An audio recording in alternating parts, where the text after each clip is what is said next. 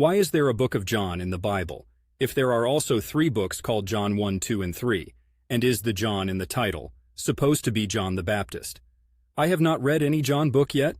This is one of those questions that once you start to dig into, you realize the complexity of historical texts is a lot like falling into a Wikipedia rabbit hole at 3 a.m.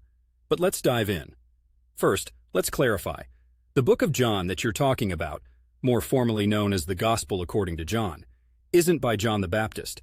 It's attributed to John the Apostle, also known as John the Evangelist, one of Jesus' 12 apostles. It's one of the 4 canonical Gospels in the New Testament, though it's got a flavor all its own, a bit different from the Synoptic Gospels, Matthew, Mark, and Luke. John's Gospel is a narrative, covering the story of Jesus, from the lofty, "In the beginning was the Word," right down to the resurrection and beyond, spanning intense theological themes and some deep metaphysical content.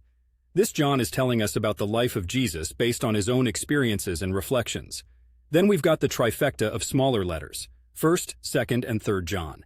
These are epistles. Think of them like open letters, also attributed to the same John. They aren't narratives of Jesus' life, but more like tapestries of teachings about love, truth, and fellowship in the early Christian community. They're short reads, but heavy with doctrinal content. So, why all these books from one dude named John? That's a bit like asking why Stephen King has so many novels out. If the content is rich and the audience is there, why not? But on a more serious note, John's writings were spread because they had significant credence among early Christian followers and provided different types of guidance and understanding of their faith.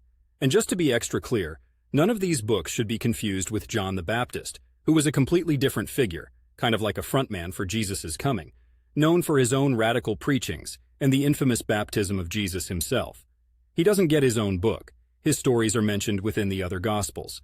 Understanding these texts and their origins requires a fair bit of historic and religious study. And of course, like all ancient texts, there's much debate among scholars about the true authorship and origins. But for a layperson just starting to crack open the Bible in Portland, Oregon, or anywhere else for that matter, it's enough to grasp that we're looking at distinct texts serving different purposes, coming together to form a part of the Christian canon that has shaped religious thought for millennia. Dive in, stay curious, and maybe pair the reading with a fine Portland brew.